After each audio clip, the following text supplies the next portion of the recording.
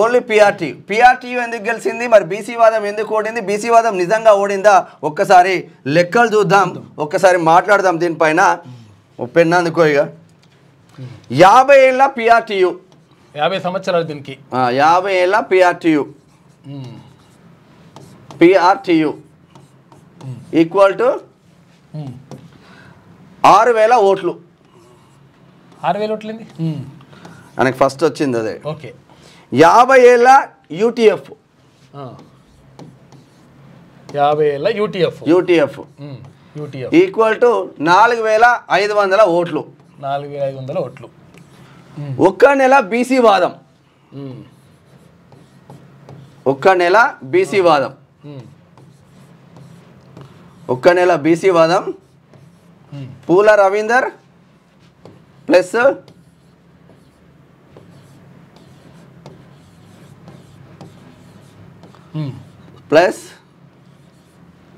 సుందర్రాజ్ యాదవ్, సుందర్రాజ్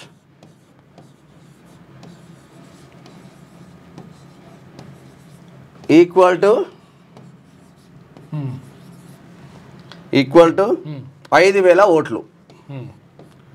అంటే నిజంగా బీసీ వాదం ఇక్కడ ఓడిందా అనేది ఒక చర్చ ఇప్పుడు. ఓకే. ఏ పార్టీకి సంబంధం లేని పిఆర్టీయూ, ఏ పార్టీకి సంబంధం లేదు యూటీఎఫ్ అనుకోవచ్చు. టీచర్లలో 50 ఏళ్ళుగా నాటుకుపోయిన ఈ 2 సంస్థలు ఏదైతే ఉంటాయో, ఈ 2 సంస్థలు సాధించిన ఉపాధ్యాయ సంఘాలు సాధించిన ఓట్లు పిఆర్టీయూ 6000 సాధిస్తే, యూటీఎఫ్ 4500 సాధిస్తే, బీసీ వాదం తీసుకొచ్చిన తీన్మార్ మల్లన్న కేవలం నెల రోజుల వ్యవధిలోనే 5000 ఓట్లు సాధించిందంటే బీసీ వాదం బీసీ టీచర్ల నాటుకుపోయిందా లేదా అనేది ఒక చర్చ జరుగుతుంది నల్లగొండలో. నిజంగా అంటే మనం ఈ నుంచి ఎమ్మెల్సీగా గెలిపొందారు, తర్వాత యూటీఎఫ్ నుంచి మనం నడిసిరెడ్డి యూటీఎఫ్ నుంచే ఉన్నారు. నిజంగా ఒక 5000 మంది టీచర్లు అంటే ఒక 25% మంది బీసీ టీచర్లను తీన్మార్ మల్లన్న తిప్పగలిగిన అనేది ఒక చరిత్ర చెప్తా ఉన్నాం ఇక్కడ సత్యం. మరి తెలంగాణ మలిదశ ఉద్యమంలో 3 సీట్లు గెలవని టీఆర్ఎస్ కావచ్చు, లేదు అంటే అనేక రకాలుగా ఇబ్బందులు పెట్టి వైఎస్ రాజశేఖర రెడ్డి అనేక రకాలుగా ఇబ్బందులు పెట్టి బై ఎలక్షన్కి పోయినా కూడా టీఆర్ఎస్ గెలవకపోతే అసలు తెలంగాణ వాదం ఎక్కడుంది అని చెప్పిన వైఎస్ రాజశేఖర రెడ్డికి తెలంగాణ ఉద్యమం చేసి చూపించిన రాజేంద్ర అని అన్నాడు. తెలంగాణ ఉద్యమం చేసి తెలంగాణ సాధించిన కేసీఆర్కు క్రెడిబిలిటీ ఎట్లా వచ్చిందో, బీసీ ఉద్యమం మలిదశ ఉద్యమం కన్నా అంతకన్నా ఎక్కువ రేట్ వెళ్తా ఉంది. ఓన్లీ వరంగల్, ఖమ్మం, తర్వాత ఏది నల్గొండకు సంబంధించినటువంటి అది టీచర్ ఎమ్మెల్సీ కాదు, ఇక్కడ కరీంనగర్, ఇక్కడ హర్షవర్ధన్ రెడ్డి పోటీ చేసింది కానీ కాంగ్రెస్ పార్టీ నుంచి. ఇక్కడ హర్షవర్ధన్ రెడ్డి కాంగ్రెస్ పార్టీ నుంచి కాదు, కాకపోతే ఇండిపెండెంటే కానీ support Congress party. Harshavardhan Reddy 3rd place లో ఉన్నాడు ఇక్కడ. ఇది ఒక వంతుకు కొంచెం బ్లెస్డ్. ఇక మెదక్, ఇక్కడ కరీంనగర్ విషయంలో మల్క కుమ్రన్న బంపర్ మెజార్టీతో వేయంలో ఆడ కాంగ్రెస్ గుండు సున్నా, కాంగ్రెస్ గుండు సున్నా. ఇక కరీంనగర్లో మరి నరేందర్ రెడ్డి మీద ఆశలు పెట్టుకున్నాడు ముఖ్యమంత్రి రేవంత్ రెడ్డి, హెలికాప్టర్ వేసుకొని పోయి సభలలో 3 సభలు పెట్టిండ్రు. మరి ఇప్పటికి జరుగుతున్న తతంగం అంటే అక్కడ ఉన్న ఏజెంట్లు చెప్తున్న ప్రకారం అయితే